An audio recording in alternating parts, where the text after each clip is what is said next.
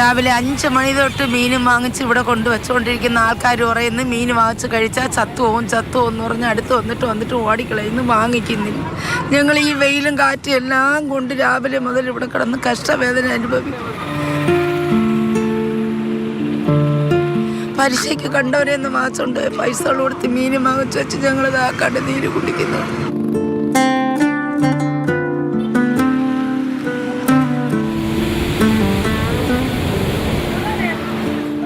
കപ്പൽ അപകടത്തെപ്പറ്റി പലതരത്തിലുള്ള ആശങ്കകൾ ഉയർന്ന സാഹചര്യത്തിൽ ഫിഷറീസ് വകുപ്പ് മന്ത്രി തന്നെ നേരിട്ടെത്തി ഉറപ്പ് നൽകി.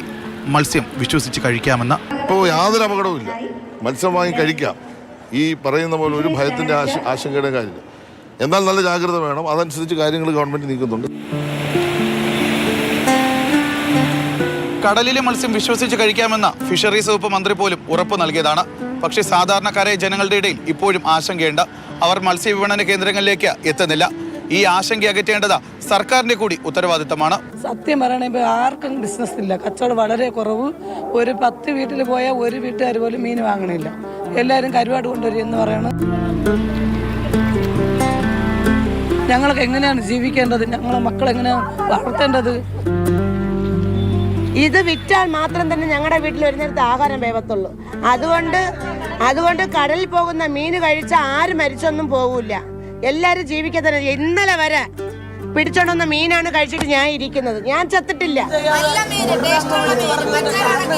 ബാധിക്കുന്നുണ്ട്. ആൾക്കാരും പറഞ്ഞില്ല, കച്ചവടങ്ങൾ നേരെ നടക്കണില്ല. പിന്നെ ഞങ്ങളൊക്കെ ജീവിത ഇതാഗതികൾ തന്നെ. മീൻ വിശ്വസിച്ച് വാങ്ങിക്കണം, ഞങ്ങളെല്ലാം കഴിക്കില്ലാണ്. ഞങ്ങൾക്കൊന്നും പറ്റിയില്ലല്ല. വരുന്ന ആൾക്കാരല്ലേ പേടിച്ച് ഓടുന്ന മീൻ വേണ്ട, കരുവാട് മതി, കടലിൽ നോക്കണവർ നേരെ പോകുന്നു. ഈ കാറ്റ് മഴ കൊള്ള വിലക്കാണ് നമ്മളിവിടെ മീൻ വാങ്ങിച്ചിട്ടത്. മീനൊരു കച്ചവടം ഇല്ല. നമ്മുടെ കച്ചവടത്തിന് ബാധിക്കണ്. അപ്പൊ നമ്മൾ എന്താ ചെയ്യാ? ഞങ്ങളെ മത്സ്യമല്ലേ കൂട്ടണു, ഞങ്ങൾ എന്താ തിന്നണ്? ഈ സമുദ്രത്തിന് മത്സ്യം തിന്നവര് ആരെങ്കിലും ഒരാള് മരിച്ചിട്ടെന്ന് പറയും നിങ്ങള്. ഞങ്ങൾ 2 ദിവസമായ കുട്ടി വരെ ഇന്ന് മത്സ്യമാണ് കൊടുത്തിട്ട് വന്നു. മത്സ്യത്തിലെല്ലാം ഉണ്ടെങ്കിൽ മത്സ്യം എടുത്ത് കളന്ന് ഉപ്പുള്ള ഒരു ഡസ്റ്റായി.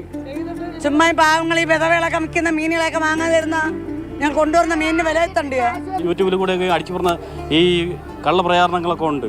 അപ്പോൾ അതൊന്നും വിശ്വസിച്ച് മീൻ കഴിക്കാണ്ടിരിക്കുക. 100-ൽ 99% നമ്മൾ വിശ്വസിച്ച് മീൻ കഴിക്കാം. പല മത്സ്യത്തൊഴിലാളി കുടുംബങ്ങളും പട്ടിണിയുടെ വക്കിലാണ്. സ്വന്തം ജീവൻ പോലും പണയം വെച്ചാണ് കടലിനോട് മല്ലിട്ട് അവർ ഈ മത്സ്യങ്ങൾ കരയിലേക്ക് എത്തിക്കുന്നത്. അവർ കഴിക്കുന്ന അതേ മത്സ്യം തന്നെയാണ് അവർ വിൽപ്പനയ്ക്കായി എത്തിക്കുന്നത്. സർക്കാരിന്റെ വാക്കുകൾ വിശ്വാസത്തിൽ എടുക്കാമെങ്കിൽ നമുക്ക് ഈ മത്സ്യത്തൊഴിലാളികളെ വിശ്വസിക്കാം. രതീഷ് വെൺപകലിനൊപ്പം ജിബിൻ JB, മാതൃഭൂമി ന്യൂസ്, തിരുവനന്തപുരം.